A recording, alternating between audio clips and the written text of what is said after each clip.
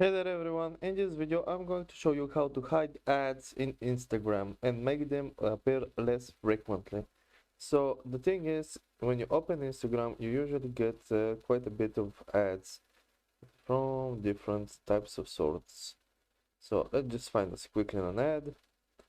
There we there, sponsored. So when you click on the three little dots on the top of the post right here, and it says sponsored, it's an ad. So to hide this ad, we just simply click and click ad.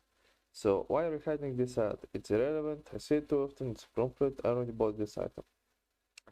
So hide this ad, or probably your best choice would be not to click I already bought an item in this ad.